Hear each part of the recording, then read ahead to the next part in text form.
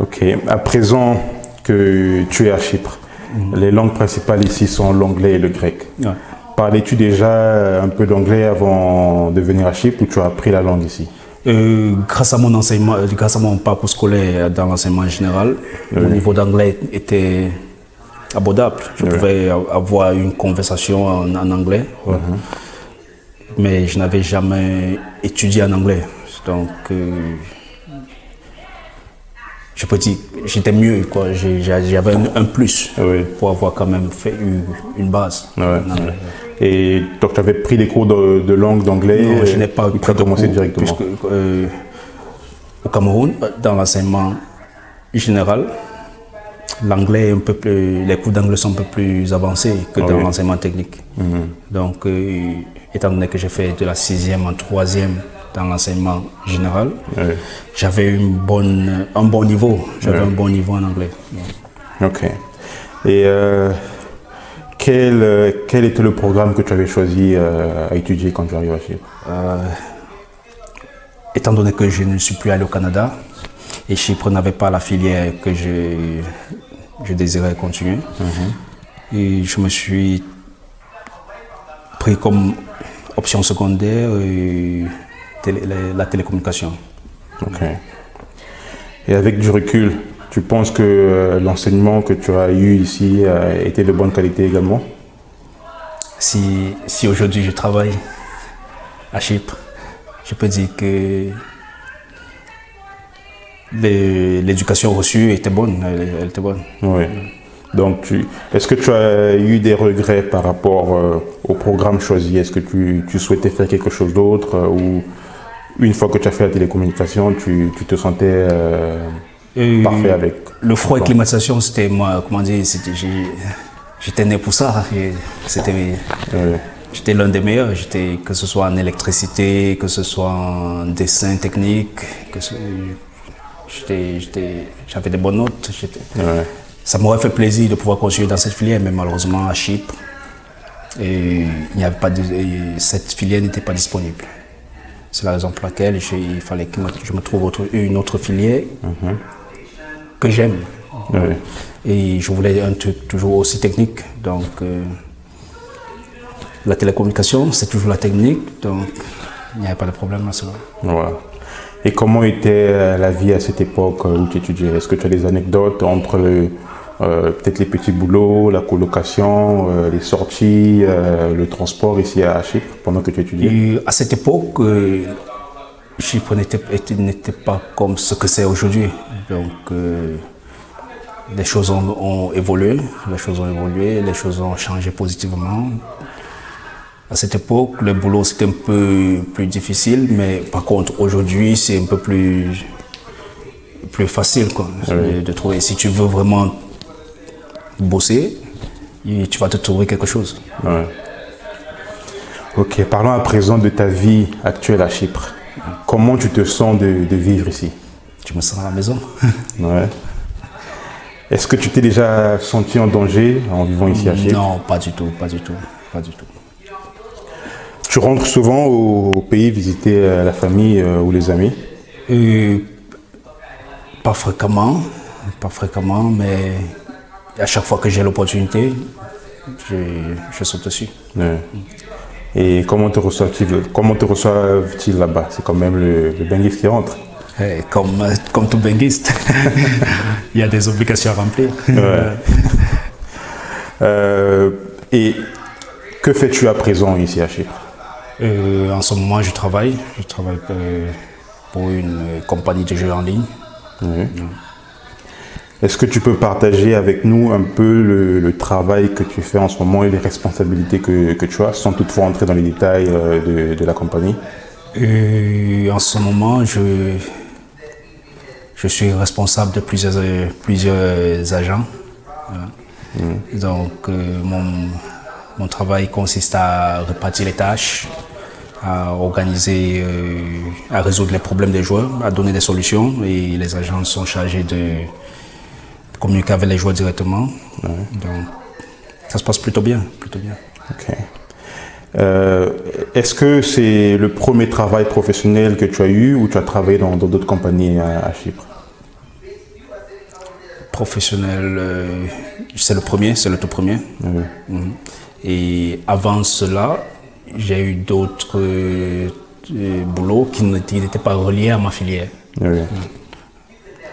Et est-ce que tu te sens heureux de la balance entre le travail, le salaire et le coût de vie de Chypre? Alors, si ce n'était pas le cas, je ne serais plus à Chypre. En termes de loyer, facture en général, tu penses que la vie à Chypre est-elle chère? La vie à Chypre est mieux par rapport à plusieurs pays. Ça dépend par rapport à quel pays on est en train de comparer. Oui, oui. Mais en général, la vie à Chypre, elle équivaut au salaire reçu. Ouais, Donc, le salaire reçu à Chypre te permet de vivre confortablement. Ok. Et cette période de pandémie de Covid, est-ce que elle a affecté ton travail? Heureusement, je suis l'un des heureux rescapés de cette pandémie. Ouais. Tout au contraire, ça a plutôt favorisé notre situation. Ok. Et le travail que tu fais en ce moment, pensais-tu pouvoir occuper un tel poste en grandissant ou pendant que tu étudiais? Je suis un gars, d'abord, premièrement, je suis ambitieux. J'ai toujours eu des ambitions et je ne compte pas m'arrêter en si bon chemin. Ouais. Donc, il y a des échelons à gravir. Il y a des échelons à remplir, à gravir et on va continuer. En gros, ton intégration et la vie ici à Chypre, tu te sens heureux ou il y a un peu l'envie de rentrer au pays? Je compte rentrer au pays, ça devrait être l'ambition de tout Africain qui va en Europe pour se chercher. Je compte rentrer au pays et cette connaissance que j'ai acquise, je compte l'amener au pays et la développer. Okay. Et tu voyages souvent pendant les vacances?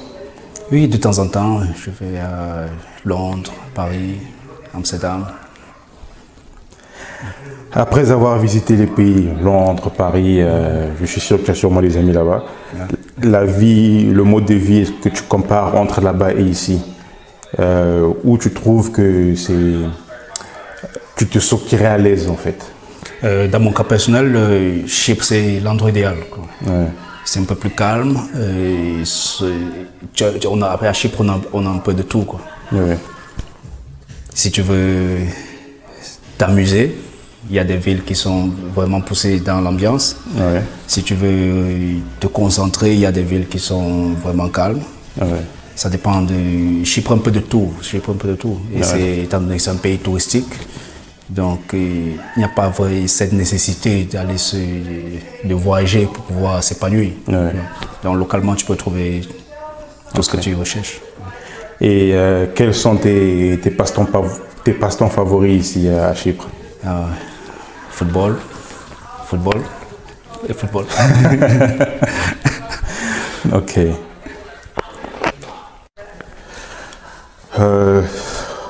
Hormis ton temps pour que tu travailles, est-ce que, je suis sûr que cela te prend beaucoup de temps, mais est-ce que tu entreprends aussi dans d'autres domaines où tu investis?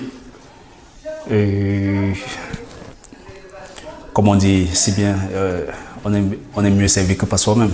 Oui. Donc il y a ce rêve de devenir un jour mon propre patron. Oui. Donc, je travaille dessus. Est-ce que c'est possible que tu partages avec nous les domaines dans lesquels tu souhaites investir ou tu veux garder ça privé? L'immobilier, ouais. Et les jeux en ligne, le transport. Ok. Et comment tu fais des recherches dans les domaines que tu souhaites investir ou tu apprends de quelqu'un? Comment tu fais pour préparer ton temps dans l'investissement et dans l'entrepreneuriat? Heureusement, de nos jours, tu peux retrouver tout ce que tu recherches sur Internet. Donc, les recherches sont plus faciles. Oui. Par exemple, en ce moment, je suis en train de lancer une mini-plantation de tomates. Oui. Et grâce à YouTube, j'ai retrouvé toutes les idées, toutes les informations que je recherchais. Ouais. Et c'est plus facile.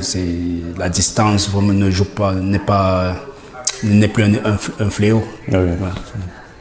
Est-ce que tu peux nous dire pourquoi l'entrepreneuriat ou l'investissement c'est important? Pourquoi c'est important pour toi? Comme je le disais précédemment, on est mieux servi que par soi-même. As-tu, par rapport au projet, as-tu déjà lancé des projets qui ont marché ou qui ont échoué? Et qu'est-ce que tu as appris de ces projets-là? Concrètement, moi personnellement, je n'ai pas encore entrepris de projet. Ah oui. Je suis à ma toute première réalisation. Okay. Et d'ici quelques mois, je vais voir ce que les premières récoltes vont donner. Ouais. Donc, j'espère que ça va bien se passer. Okay. Mais qu'à cela ne tienne, que cela échoue ou pas, si ça n'échoue pas, Dieu merci. Si ça échoue, Dieu merci aussi pour la leçon apprise. Bien sûr, bien sûr. Et as-tu des compétences auxiliaires, mis à part le travail que tu fais? Est-ce qu'il y a des compétences que tu as ou que tu pourrais utiliser dans ce que tu investis ou dans ce que tu entreprends? Je devrais dire mon leadership. Oui. Ouais. Parce que c'est l'une des raisons pour laquelle aujourd'hui j'occupe un poste à responsabilité. Ok. Et comment tu vis cette période actuelle de Covid? Est-ce que c'est difficile à vivre pour toi ou tu arrives à gérer cette balance?